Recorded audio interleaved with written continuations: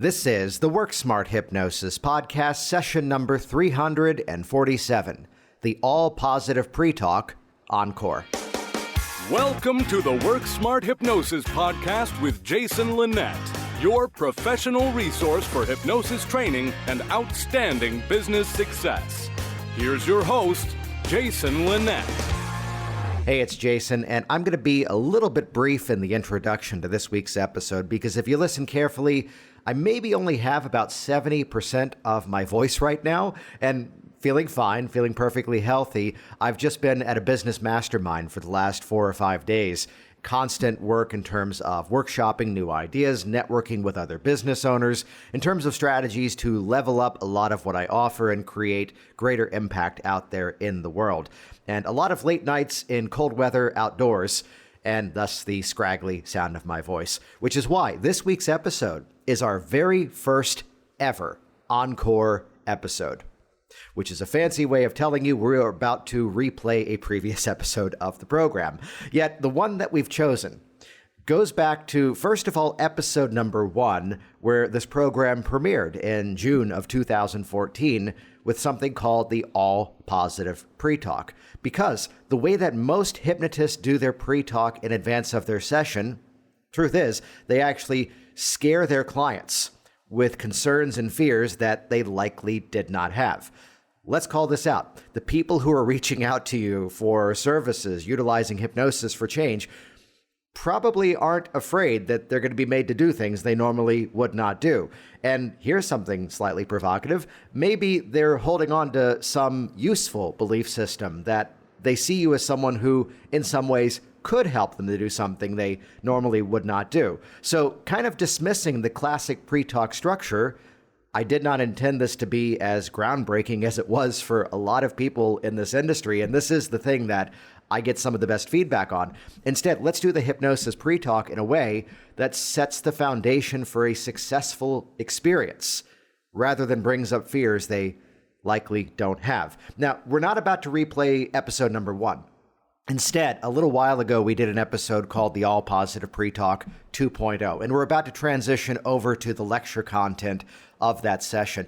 And here's why we've decided to replay this episode. Here's why we've decided to offer you an encore of this episode. See how we did that? It's because, first of all, so often as I see people entering into this industry, whether they're joining our public Work Smart Hypnosis community or even the other groups that are online, most often the challenges that people would face in their sessions doesn't necessarily relate to things that happened during the hypnosis session. No, it's a matter of what did not happen in advance of the session, and that's the theme you're really going to hear all the way through this all-positive pre-talk lecture. On top of that, a lot of you have been with me since day 1 and perhaps are some of those people who are using this strategy. And here's what's cool to go through it once again. Do you hear that? It's like sandpaper, right? Sounds so good. Here's what you're going to notice. First of all, over time, you've probably made some of these strategies your own. And that helps you to reinforce to yourself how your specific way of doing it may be slightly better for you, in which case, more power to you. On the other hand, you may hear certain nuances of this all-positive pre-talk lecture and realize, oh yeah, I haven't been doing that part. And oh yeah, here's that client that we ran into a bit of a challenge, and if I had done that, might have gone better. This is really one of the big messages that we put out there in the hypnosis industry, that part of the reason why I am where I am right now is that I never looked at a training opportunity and went, oh, I've already done that. I don't need that. I can think back to a time where here's all the variations of parts therapy that I've trained and interacted with and even came up with my own along the way. So the passion for ongoing education and the ways of looking at creating greater flexibility. There's some schools of thought out there in our field that would often get to a place of labeling a client as being resistant or not yet ready for change. And to say it respectfully, I think most of us have done hypnosis more than our clients have. So if you've been trained in a protocol that's teaching you to label your clients as resistant or jump to conclusions too quickly with themes like secondary change, recognize that again, because we've done hypnosis more than our client has, we have a bit more responsibility to be flexible. So just because one technique may not be an exact fit, guess what? Do something else. Which is a big theme of our upcoming Work Smart Hypnosis Live, an online event, by the way, an event that we keep selling out. And I've brought on Richard Nongard once again for a guest host training along with this. And actually, the day that this episode releases, this is why I'm not about to record a whole hour by myself, and we're about to jump to a recording. The day that this releases is actually the kickoff date of our October group, which actually sold out about a month in advance. And if you're listening to this in October of 2021, we've just announced another Work Smart Hypnosis Live event that's kicking off in January. And for those of you that have been tracking this event, a couple of updates. First of all, for those in North America, it's going to be in the early morning, early afternoon time frame, so slightly different than our regular evenings. And that means for those of you in the UK, those of you in Europe, it's a much more reasonable time frame. And for those of you in Australia and New Zealand, wait for the next one. Unless you want to hang out with us at 2 a.m. I mean, I'd hang out with you at 2 a.m. because you're awesome. But we keep moving around the time of this to make it convenient for those around the world. There is an extreme early admission rate currently available by checking out WorkSmartHypnosisLive.com to watch the entire video tour of the program at the top and hear from some of the past students who have been successful going through the event. Check that out at WorkSmartHypnosisLive.com. And here we go into the Wayback Machine with episode number 347, the All-Positive Pre-Talk Encore. Hey there, I'm Jason Linett, and this is the All-Positive Pre-Talk. And I'm excited for you to use this technique because you're going to find that this is a strategy that's going to make you more effective in your process. You're going to be telling your client exactly what they're going to experience, rather than the old school pre-talk, which is all about explaining what is not going to happen. Let's reframe the hypnotic experience, and by doing so, set up a much better experience.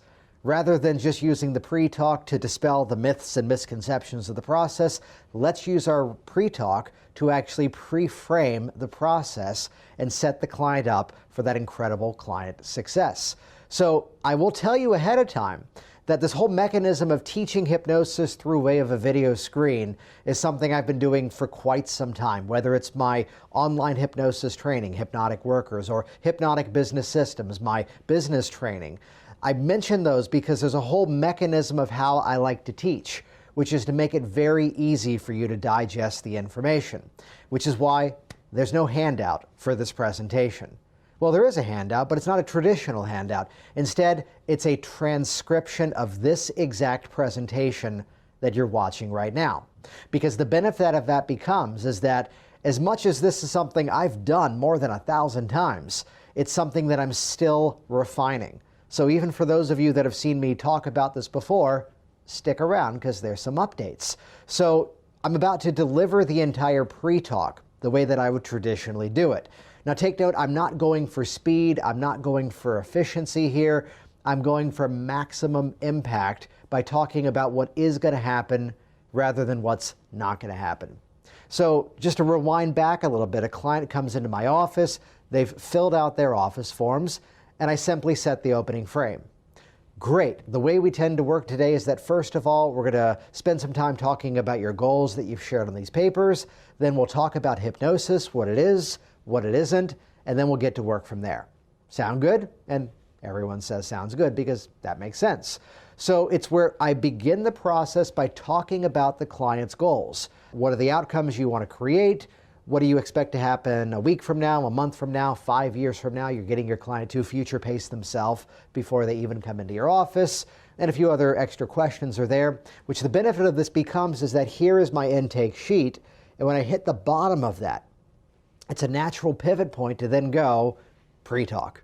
And here it is. Let me now show rather than tell. And take note, so much of this is visual in orientation. So even if you've got the transcript, I've seen me do this a couple of thousand times. Watch me go through it here now. So in the process today, your mind is going to be active and alert the entire time. You're going to hear everything I say, and you're going to remember as much as you would from any normal conversation. You know, it's from movies or television. We get the idea that hypnosis might be some sort of loss of control or loss of awareness, when instead, Today's the opposite of that. Today's about helping you to take back control, those parts of your life that used to seem beyond your control. So those habits and behaviors, as well as those emotions, beliefs, and feelings. So it's a whole mind, whole body experience. So the question that a lot of people would often have is, well, what does it feel like when I'm hypnotized? How do I know when I'm actually there? And understand that even based on the process today, there's different strategies and techniques we'll be making use of in the course of just this first meeting. So at some points today, you may find this profound sense of relaxation, like you're sinking into that chair. Meanwhile, there might be some other moments where you feel this kind of light and floating sensation, like a balloon in the air, or maybe doing a back float in water. Or there's other moments where you may discover this profound, miraculous feeling that you're just sitting in a chair and I'm talking to you. There's not one specific hypnotized feeling. So because of that, that's why I layer into the process moments of what we call hypnotic phenomenon, which are kind of interesting for you, but they're mostly there for me. Because when you're responding to this series of instructions, well, that tells me I can use this series of techniques. And then a few moments later, you're now responding to those instructions, which now means, oh good, I can now use those techniques. So it's a little bit more calibrated from my side of things than what some people would expect. You might find there's some moments where you find yourself so deeply interested in every single word that I say. Some moments, which of course means there's other moments where your mind wanders off to who the heck knows what. Really? Let it. We describe this process as being that bypassing of that critical element of the mind. So really, as you notice your attention kind of coming and going, take that as a nod of just how well you're doing. Though I have to tell you this quick story, though. This goes back like 8 or 9 years ago. I'm working with this guy. Session was textbook. It was going exactly as it should. But at the end of it, he's nervous. He's looking at me and he's going, I don't know if that worked. Like halfway through, my nose was itching. If I scratch my nose, does that pop me out of hypnosis? So because of Frank, I have to explain to everybody, you're allowed to scratch your nose. Seriously, you can scratch, cough, or adjust, whatever it is. I don't judge. Whatever you have to adjust, go right ahead. Just helps you to relax even further. Do you have any questions before I hypnotize you? And not going for time here, but that was probably about maybe a minute and a half to a little bit less than 2 minutes. And take note, again, have this filter ahead of time. This is what I do with my paying clients. This is what I have workshopped and chunked the process down to the essential elements. And the overview of all of this is, first and foremost, notice that I didn't waste my time telling you, I'm not going to make you bark like a dog. I'm not going to make you cluck like a chicken. You're not going to be made to tell secrets. You're not going to get stuck in hypnosis. Because let's rewind the entire conversation back. And let's talk business for a moment. I'm standing here in my office. This is actually my side practitioner room. This is where some of my clients come in. They watch a pre-talk video over there, and this room is set up. I've never actually shot in this video angle before. So if you ever see my vision moving over to the side, it's me going, I should shoot more video like this. Anyway, back to us here. So I bring this up because it's helpful within the scope of your business to define your own custom client avatar. And what I mean by that is to define for yourself who is your ideal client. Now, for some of you out there, this might be a rather broad category that could be chunked down even more specifically. So, for example, you might just want to work with people for stop smoking, and that may be your own niche market. By the way, again, it's niche, not niche, because niche rhymes with rich. So you could be chunking down to one specific category and then broadcast all of your messages out to that group of people. And there's some people who want to be a little bit more of a generalist. My positioning here at Virginia Hypnosis, which is my local brick and mortar office, check it out, virginiahypnosis.com. This is where I'm kind of riding a bit of a balance. I'm on the fence between being the specialist and the generalist. If you go to the Virginia Hypnosis website, it's built in such a way that very prominently features hypnosis training, stop smoking, and weight loss. Those are kind of my big three services that I address these days, which yours could be anything and everything else. But the benefit here is that I really want to rewind backwards because at its core, the name of my business is Virginia Hypnosis. And I did that with one specific intention. All of my messages are being broadcast specifically to that person who is in my immediate area who has already decided that they want to use hypnosis. Which that might come as a bit of a surprise to some of you out there. because many of you are trying to sell hypnosis. Can I go off on a personal rant here for a moment that I just despise the whole marketing message of hypnosis works with an exclamation mark? Yeah, it does. So does accounting. So does painting. So does lawyering. So does teaching. Let's stop trying to convince people that it works and instead sell the next step of you're going to feel more confident in your public speaking. Imagine your life as that healthy non-smoker once and for all. Rather than trying to build that binary response of it either worked or it didn't work, it's instead that it works effectively, it works quickly, it works powerfully, it works for stop smoking. Rant over. So my whole core messaging is, again, going after that clientele who are already sold on the hypnosis, which, again, may come as a bit of a surprise to you, yet, again, I'm running a very profitable, very successful business with a schedule that's booked out several weeks in advance. Things are going quite well. And I'm in an area, everybody in the U.S. claims they live in the Bible Belt. I'm in the Bible Belt, the real one. But again, to look at it from the perspective of this is an audience that's out there. So rather than trying to sell the hypnosis, my focus is on selling the next step of our communication, selling the next step of our dialogue. And the assumption is you've already agreed you want to do hypnosis. Do I sometimes get the person who I've got to convince on the hypnosis? Yes, of course. That's why I do a whole phone consultation process. But my core messaging is going out to that group of people who have already decided they want to use hypnosis. This is not an audience that I have to tell, I'm going to not make you bark like a dog and all that other stuff. Also, there's another nuance to this. And there's something that I'm not doing here, but I'm also not doing it here. How's that for an introduction? Think about this for a moment. Here's a person who has some sort of challenge. Let's say weight loss, let's say exercise motivation. And somewhere in their mind, they are calling a hypnotist because they have a few presuppositions. They are perceiving you as a person who can help them do things they normally would not do. Think about that for a moment. They're not yet exercising, and they want to be hypnotized for you to help them to motivate themselves to exercise. They're calling you because they want to quit smoking, and they want to pay you a great deal of money to come in and have you tell them, don't smoke, a message they've already been delivering themselves for years. So accept this statement, that on some level of their mind, they are perceiving you as somebody who can help them to do things they normally would not do, right? Here's a guy I worked with recently with a fear of swimming, and normally he would not get in the water. But as early as our first appointment, he was now, in a good way, anxious to get in the water, and as he found himself there swimming and learning how to swim even better from a local instructor, he was now excited about that opportunity. Do you see where I'm going here? We're highlighting the fact that people are reaching out to our industry because they have a perception as to what it is that we can and cannot do. So, respectfully, how dare you tell your client, I can't make you do things you normally would not do? Now, I never outwardly say, I can make you do things you normally would not do. No. But instead, I ride that delicate balance of not quite answering that question, or not even bringing it up, as the case is here. It's also that awareness that you don't want to be giving negative suggestions that are not your intended result. A few examples of this. I know some people who in their hypnotic pre-talk talk about, now you could resist the suggestions I'm about to give you, but that's not why you're here. Well, that's not why they're there, so why the hell bring it up?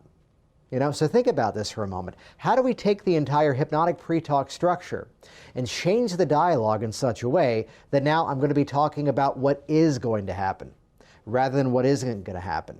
And how do I also shape the process in such a way that I'm politely, respectfully, and professionally addressing all the concerns and fears that some people might have, but by doing so in a way that I'm not planting new fears that they didn't have in the first place? Credit goes to Sean Michael Andrews for this little nuance, to not look a client in the eyes and say, I'm not going to make you tell secrets today. Because if that wasn't their fear, now it is.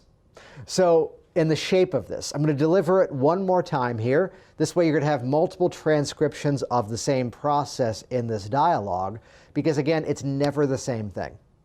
It's always customized to the individual. And even so, to rewind backwards even further, remember a little while ago I mentioned that the clients come in with their forms. We'll talk about what you've shared here in hypnosis, what it is, what it isn't, and then get to work. Sound good? If I see some hesitation, that might be a place where I do the pre-talk earlier in the conversation. So, take 2. So in the process today, your mind is going to be active and alert the entire time. You're going to hear everything I say, and you're going to remember as much as you would from any normal conversation. Though many people would have the concern that perhaps hypnosis is some sort of loss of control or loss of awareness, when really instead of that, this is a process of helping you to take back control, those parts of your life that may have seemed beyond your control before. So your habits and behaviors, as well as your emotions, your beliefs and feelings. So it's a whole mind, whole body experience. Though the question that often pops up is, well, what does it feel like when I'm hypnotized? And understand that everything is subjective from one person to another, even in terms of the individual strategies we're going to make use of together today. So there may be some moments where you find yourself feeling so deeply relaxed that it feels like you're sinking into that chair. Meanwhile, there's other moments where you might notice this kind of light and floating sensation, like a balloon in the air or maybe doing a float in water.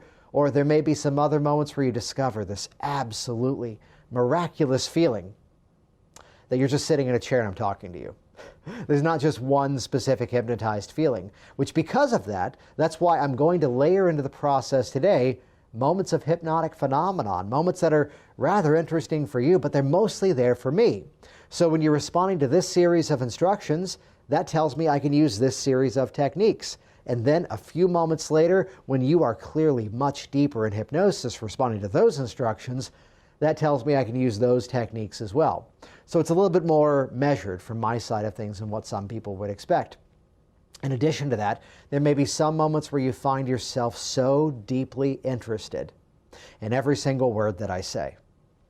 Some moments. Which of course means there's other moments where your mind wanders off to who knows what, which really, let it. We already described this as being that bypassing of that critical awareness. So really, as you notice your attention coming and going, that's often that feeling of your subconscious mind integrating those suggestions, that change work. Though before we get started, there's one last thing I have to mention here. A guy who came to me a few years ago had a bit of a concern. We did our session, everything went textbook, but at the end of it he was nervous. And he goes, I don't know if that worked. Like halfway through my nose was itching. If I scratch my nose, does that pop me out of hypnosis? So because of Frank, I have to tell you today, you're allowed to scratch your nose. You can cough, sneeze, or adjust whatever it is. I don't judge. Go right ahead. Just helps you to relax even further. Do you have any questions before I hypnotize you? And there we go. So that is that all-positive pre-talk, which you could just make use of that as it's written. It's a little bit more conversational than the standard, more formal hypnotic pre-talk. But let's take this moment and actually break it down chunk by chunk, step by step, because my training style is that it's my job to at times give you the insane level of thinking behind all that I do, which is not so you can go off and become the Jason Linett clone. No, it's instead so you can go off and make it your own, to make it your own. This is why I teach in terms of my business training. I don't just teach what I did many years ago to get started. I'm often teaching what I'm actually doing right now and what's actually working right now. Because the benefit of that becomes, well, then members of the community go off and they make things their own, and then I'm looking and going, oh, that's good. Let's do that too.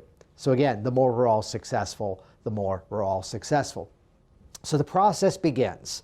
To rewind back once again, the way we tend to work together is we'll chat through your goals, we'll talk about hypnosis, what it is, what it isn't, then we'll get to work from there. If you take one thing from this presentation, please let it be that sentence. Because just that opening framework eradicates the issue I've heard from many people out there that here comes my first client for hypnosis, and we've now spent 2 hours talking about the problem, and we ran out of time to actually do the session. The majority of you out there are not talk therapists. So unless you are using conversational hypnosis to begin to chip away and eradicate the issue, you are not helping your client. There. It's been said. The longer that I spend in that intake interview process talking about the problem, respectfully, the more we are often digging the hole deeper in terms of how big of a problem that client's issue is. So my intake process is efficient, it's direct. I'm asking only outcome-based questions. So how would you like that to be different?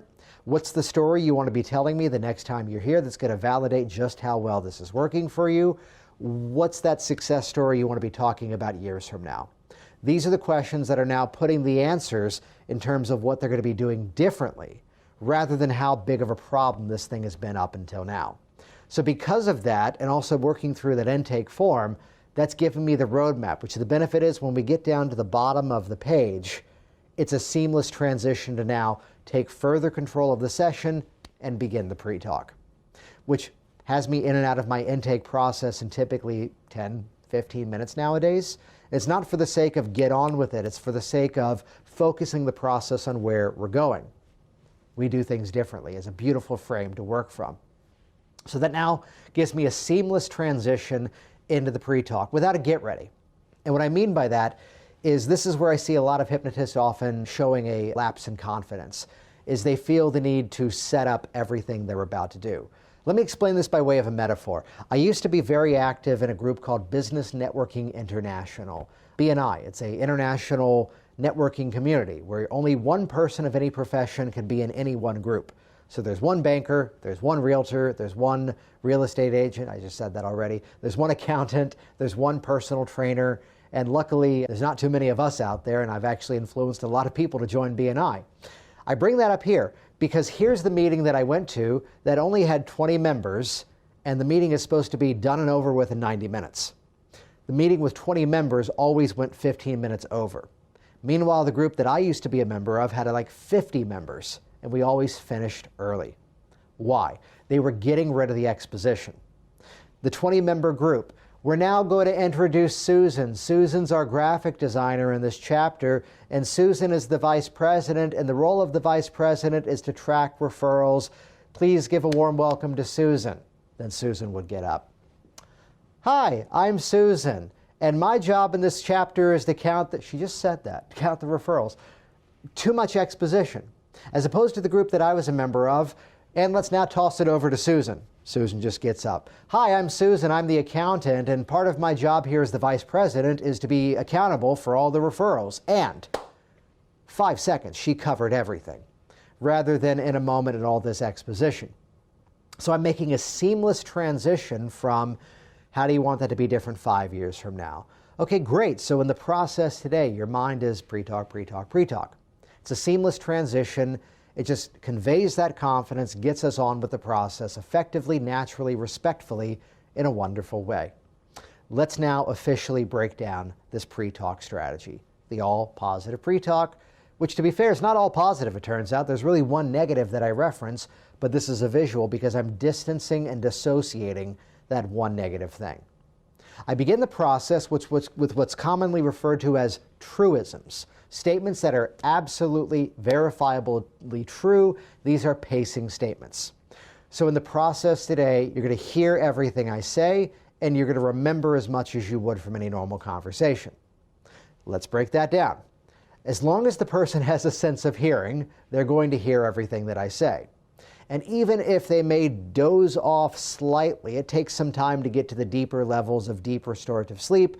In those dozing off phases, think of it like when they're driving late at night and they start to kind of, nod off. There's still memory retention within that phase. And because of the active nature of my hypnotic process, I'm making use of a lot of testing convincers and NLP interventions inside of the hypnotic experience. My clients don't have the opportunity to accidentally fall asleep during the session because I am keeping them moving and active and collaborative the entire way through. So I've kind of negated that issue in my process. So absolutely, you're going to hear everything I say and remember as much as you would from any normal conversation. Pause there. We don't remember everything from a conversation anyway. So rather than saying you're going to remember everything, which you won't, instead I'm saying something that's absolutely true. A little bit of a side note, I often would have a client go, well, I remember what happened. And here is the way that I honestly respond to my clients. The way that I am in this interaction with you, the way that I am on the podcast, is the same Jason Linett that I am working with my clients, the same way that I am at home.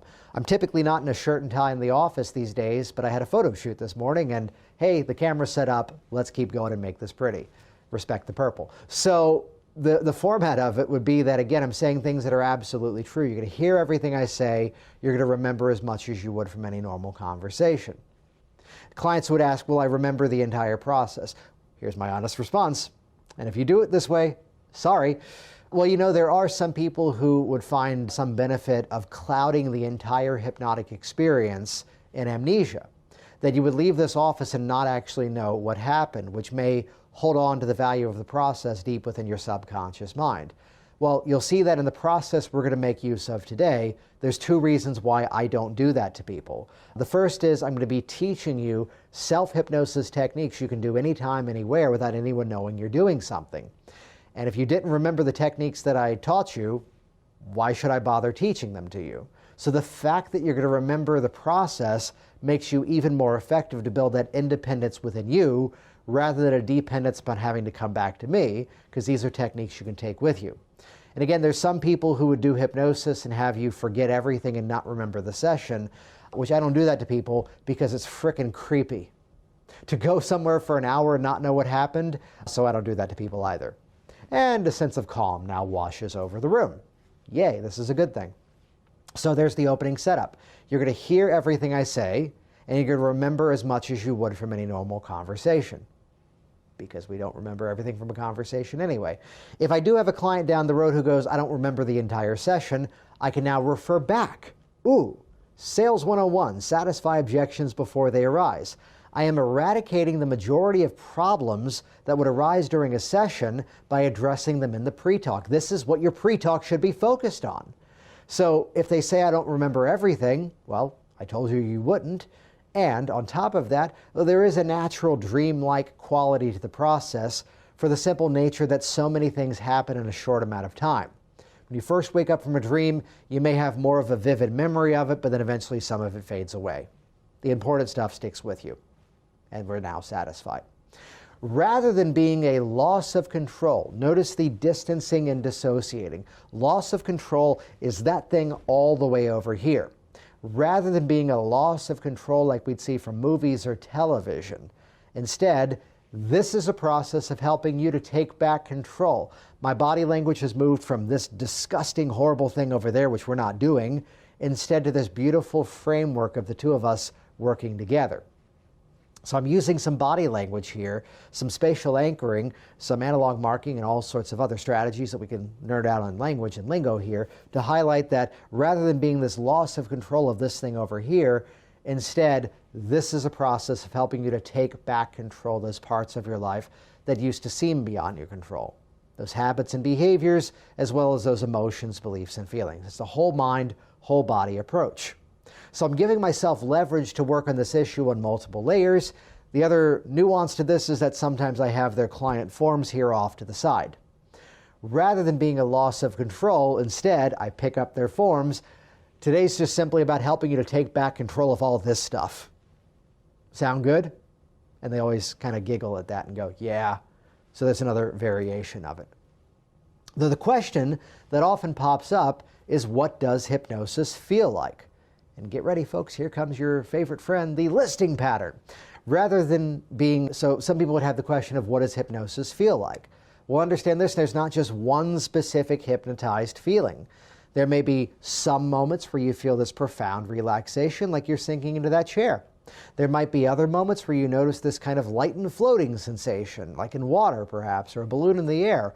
Or there may be some other moments where you discover this almost miraculous feeling that you're just sitting in a chair and I'm talking to you. There's not just one specific hypnotized feeling. Pause there. What have I now accomplished here? I didn't feel hypnotized. We're hedging this one off. Sales 101, satisfy objections before they arise. We are eradicating this issue by giving a bit of a menu. That you may feel a heaviness of relaxation, you may feel a light and floating sensation, you may just feel like you're sitting in a chair. And these are those three categories that I would very often hear. Now, without getting to a negative tone here, I know of some people who would say to their clients and even teach their students to repeat the phrase, there is no such thing as a hypnotized feeling. I think that's doing people a disservice. And if you're saying that, stop it already. Because people often do have an incredible subjective experience from the hypnotic process. Here's a dude who was in my office last week that those eyelids were fluttering like crazy, and he could feel that. And how dare you say to a client like that, there's no such thing as a hypnotized feeling. Here's the one who said, I felt like I was just sinking and melting into the chair. And how dare you say to that person, there's no hypnotized feeling. Here's the one who was feeling this amazing out-of-body floating and looking down, observing themselves. And I wasn't even using a process to emulate that sort of experience. And yet she had that profound kinesthetic experience, visuals as well. When once again, how dare you say to that person, there's no such thing as a hypnotized feeling. Instead, there is not just one specific hypnotized feeling. Might be this, might be this, might be that. Now, a bit of a backstory here. For those of you that listen to the Work Smart Hypnosis podcast, that comes out every Thursday, free downloads at worksmarthypnosis.com, everywhere that podcast can be found. We've done more than 180 sessions. It's been downloaded nearly 300,000 times all around the world. Free information, interviews with top professionals, tips and tricks to help you in your sessions and your business. And session number 1, my premier Work Smart Hypnosis session, was actually on the strategy. Here's an update. Rather than saying it may feel like this, may feel like this, and may feel like that, I am pre-framing that there's going to be peaks and valleys inside of the hypnosis session. So given the strategies we're going to use in this process today, there may be some moments where you feel a heavy relaxation. There may be other moments where you feel a light and floating sensation, and even other moments today where you feel this profound, almost miraculous feeling that you're just sitting in a chair. I'm talking to you. So the difference nowadays is I'm pre-framing that the session is not going to be just one texture. And a little bit of a note on that last one, I'm going for a laugh there on purpose. I'm looking to build up. You may feel this profound, miraculous feeling that you're just sitting in a chair and I'm talking to you. And they laugh and giggle, they release negative energy, they release nervous energy, and again, we're on track, we're building better rapport here. The more humor I can bring into my process, the better. It just softens them up, chips away at the issue, and to quote the late, great Michael Elner, the more we treat the issue with seriosity, the more we're convincing each other this problem is impossible to solve. Let's have some fun with this thing. I want you laughing at your issue before the session begins. That's one of the subtext of my process as I work with my clients. So it may feel like this, and may feel like this, and may feel like that. A little bit of an extra credit nuance here would be the fact that as you're watching your client, calibrate with them. See which one they visually and kinesthetically respond to the most. You may be talking to them and you see them sinking heavy into the chair. You may see them becoming light and floating. You may see them do the peaks and valleys of all three, at which point you've got a highly suggestible person on your hands. You are not going to be working hard that day. May feel like this, and may feel like this, and may feel like that. That opens up a loop that we need to close, though, because then, well, how do I know when I'm hypnotized? Well, because of that, that's why I'm going to layer into the process moments of hypnotic phenomenon.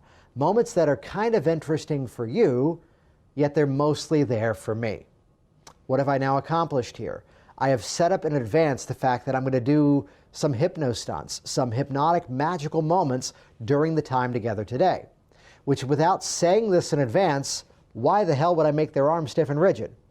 If I don't set this up in advance, why would I lock their eyelids shut or stick their hand to the chair, or in the middle of the session have them open their eyes and discover their arm has been floating up over the last few moments?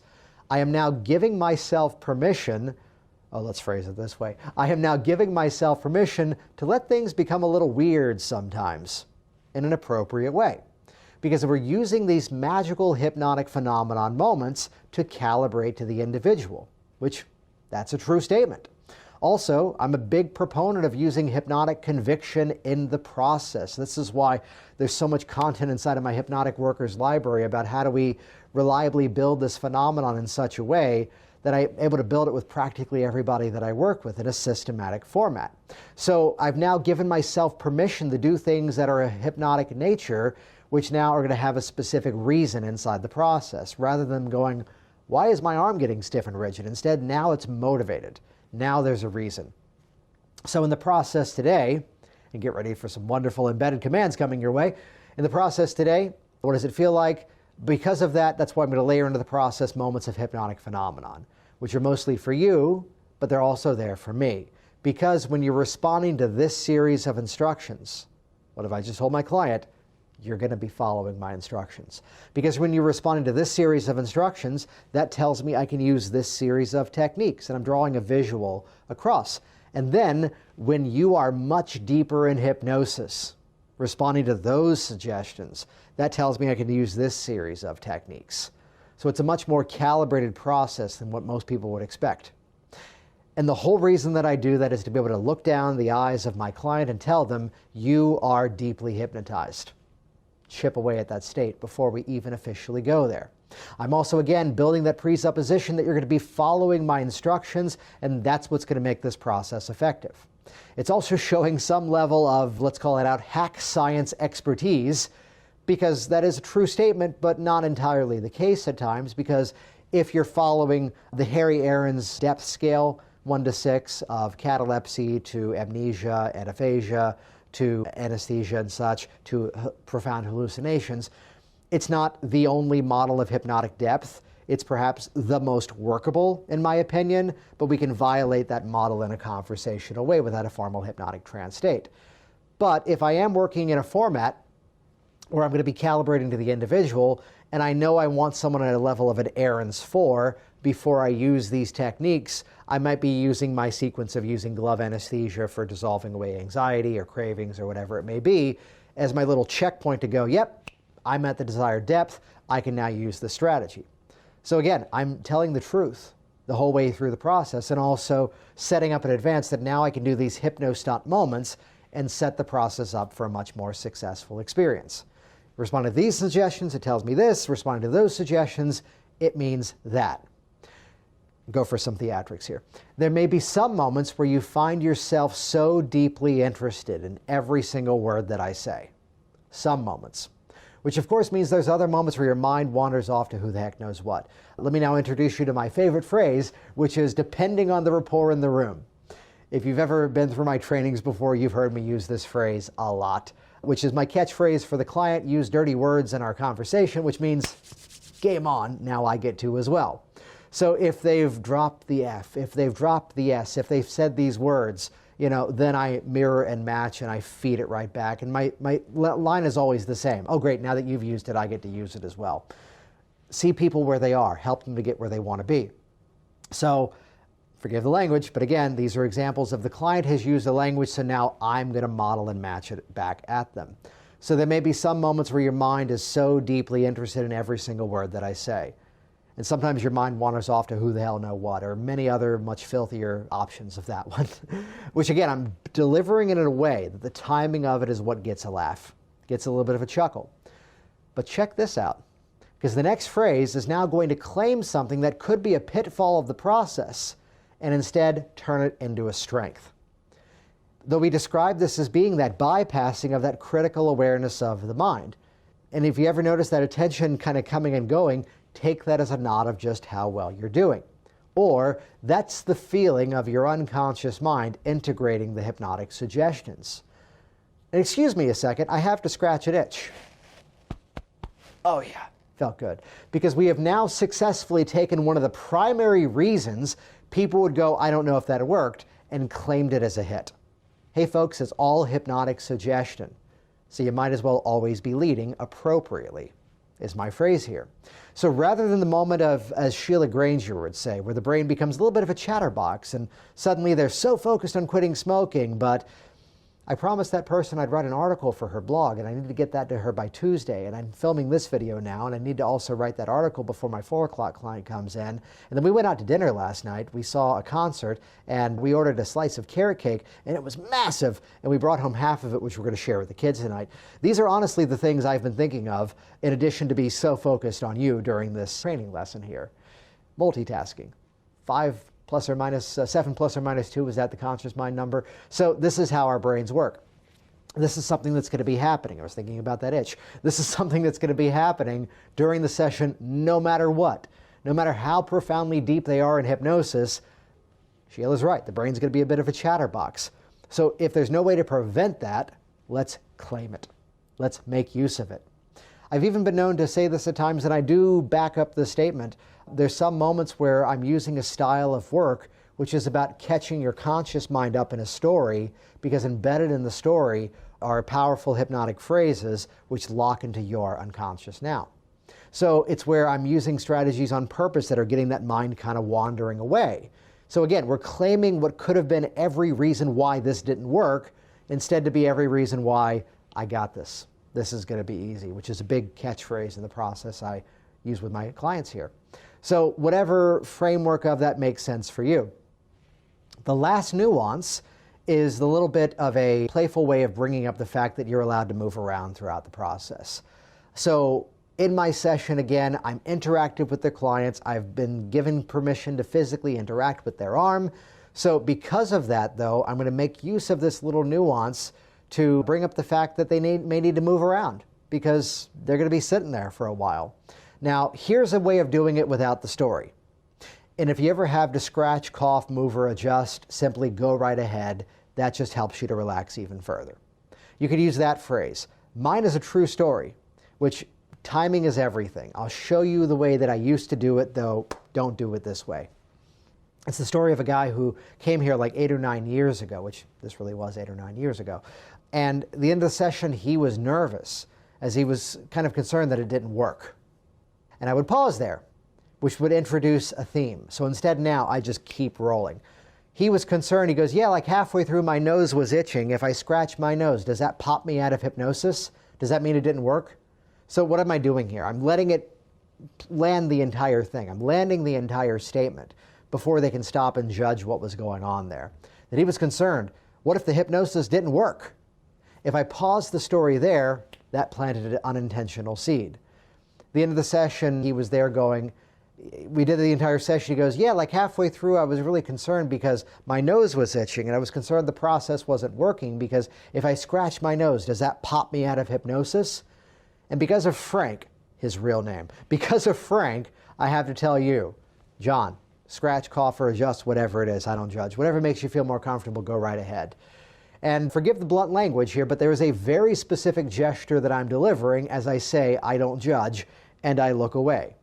Because there is the moment where the man now feels very comfortable, where he has to make an adjustment in his nether regions because he's not comfortable sitting for that long, and because I broke eye contact and said in a playful way, look, I don't judge, go right ahead, just helps you to relax even further. He is now at will to do that. Ladies, I'm sorry. So these little nuances, which again, depending on your style, I'm bringing as much of a playful demeanor, let's take this issue seriously, yet we don't have to trust the process to be as serious as possible. The more we can chip away at it with humor. The final nuance of the pre-talk, full credit to Sean Michael Andrews, where do you have any questions before I hypnotize you, is the final statement. Which, if you don't like that phrase, what that's doing, though, is it's planting a presupposition. I'm going to hypnotize you. Now, some of you are of the school of thought to say all hypnosis is self-hypnosis. And I would agree with that phrase if we add one more word. All hypnosis is self-hypnosis, eventually. The process does clearly begin with a practitioner and a client. The process clearly begins with an operator, a facilitator, and not to use the word in a pejorative way, but a follower. They are following your instructions. So it's where, to look at the process, it does begin a little bit more in a leading aspect. And I found more effectiveness in my work as a hypnotist to start with the mindset that I am helping this person fix this issue. I am helping them change a thing. I am helping them create a change, which then there comes a transfer of ownership, and they're able to maintain it on their own from that point forward. So all hypnosis is self-hypnosis, eventually, is really my internal dialogue. I don't voice this with my clients, and yes, there is sometimes the aspect that we do get a better foot in the door with the old party line of all hypnosis is self-hypnosis. Just in my mind, I'm pausing a beat and going, eventually, because that is my true opinion on that. So if you are of the school of thought to go all hypnosis is self-hypnosis, you can modify that for yourself. Do you have any questions before we do hypnosis together? Definitely don't do you have any questions before we try hypnosis? You know the reason why. Do you have any questions before you enjoy some hypnosis? Don't be creepy. So looking at it from the perspective of it's all flexible. And for the most part, they don't have any questions. For the most part, they go, no, let's do it. So it's a straightforward experience. And again, the way that I've delivered it here is the way that I classically deliver it. Now, 1 out of every rough numbers, rough statistics, accepting the fact that 23% of statistics are made up on the spot. But I'd have to say one out of every, this is rare, like 2 or 3 a year, 1 out of every 200 or so clients. Do you have any questions before I hypnotize you? They look a little uncomfortable, which means I need to mind read and start to talk more about hypnosis. And maybe I'll do that by telling a story. Maybe I'll do that just by breaking the ice. For those of you that have seen part of this presentation before, here's an update. We've done it. I now resituate the room. If this is not the room where I actually see my clients. I see my clients in that room over there. But one last thing before we get started. I know you already paid online, and I know you already traveled here today, but there's 2 little side effects I should probably talk about before we begin, which if these are not acceptable, I can hit the refund button, no worries. And I'm intentionally looking to spike some anxiety here. I'm intentionally looking to make them a little bit nervous, followed by pulling the rug out from under them and making them feel super comfortable with me. Because I'm raising the idea that there may be some sort of side effect of this process. The first is you'll likely feel a whole lot more relaxed and quite a bit more confident as early as today. The second is most people tell me you end up sleeping a little bit better tonight. I'm sorry. Deal with it. And they're already smiling at this point. The moment I build up that sort of anxiety spike of, I got to tell you, there's some possible side effects of what we're going to do here today. You're going to feel more relaxed and confident and probably sleep better. I'm sorry. And they start to laugh. Yeah, we're good. And then I'm situated over. I'm beginning my process from there. So that is the all-positive pre-talk, which the nuances here. If there's ever a negative, distance and dissociate. Frame the process as being effective. Now also take note, I've done this based on the way that I work with my clients. You might be a different style of practitioner. You might be someone who does EFT in the middle of a session. I know people who do that. I know people who are combining other energy healing modalities. There are people who will often, sort of have an interlude in the hypnosis to stand somebody up and do like a circle of excellence. Whatever your strategies are, realize you can pre-frame them in your pre-talk to make them even more effective. So there's a pre-talk I even do for hypnotic age regression. That there's a part of the process today too, that the intention is not that we're pulling out a magnifying glass and inspecting the past looking for meaning or insight. It's instead of a magnifying glass, perhaps another object. Part of the process today is like pulling back in time like a slingshot and then letting go. And then using that as the momentum to propel you into the outcome that you want to create. Sound good? Which what have I just now pre-framed? We're going to be dealing with past events, but the intention is not the who, what, where happened. It's instead about what's different about it today. If they've been in dialogue with me, and sometimes the ways, I'm very stream of consciousness with my process, if they just use the word part, game on, we're going into a parts therapy model. So they say, well, it just feels like part of me is holding back. Game on, we're going parts therapy, which is my classic way of doing it is now a bit of a kinesthetic way of doing a visual squash. It ends with hypnotic phenomenon. I teach it in my online trainings. So I go into that, I go, you ever feel like part of you wants this and part of you wants that? Well, there's an interesting, if not magical process we're going to make use of that actually takes these two parts and gets them working together in such a way that it only wraps up when those two opposing parts are now working together as one unified team in your own best interest. Sound good? And I'm doing that little bit of a checkpoint to get a little bit of a hypnotic contract there in advance. Ooh, bonus strategies inside of this all-positive pre-talk presentation. Which again, for those of you just still watching, the benefit here is the handout for this is actually the entire transcription of this process. Which, if it's not on the website anymore where you first interacted with this, let me give you a shortcut because this presentation was originally filmed for the 36 Techniques virtual convention from Richard Nongard, but we may end up repurposing it for something else in the future because that's always fun to do, and I always publish my content in my own online Hypnotic Workers library, which you can see the actual description of the PDF notes. The link to it should be under the video if you're watching it on my site, or simply go to worksmarthypnosis.com/36, that's the number 3 and 6, positive. Just simply go to that link. We'll make that redirect over to the entire transcription of this presentation, worksmarthypnosis.com/36 positive. So I want to hear your feedback on this. I'd share one of my favorite things is that this was podcast number 1. It came out about 4.5 years ago, is the first time I really began teaching this. And the coolest thing for me is this little thing that I kind of workshopped on my own in my office. Eventually, here's someone in Canada who goes, that's my pre-talk. Here's someone in Chicago who goes, that's my pre-talk. Here's someone in Germany who goes, that's my pre-talk. I just say it in German. Here's someone now in South Africa doing it. So the world has become a whole lot smaller, which is part of the reason why I'm here in this empty office chatting with you in the comfort of your own home, your office, or wherever you may be. So it's the goal of making education a whole lot easier.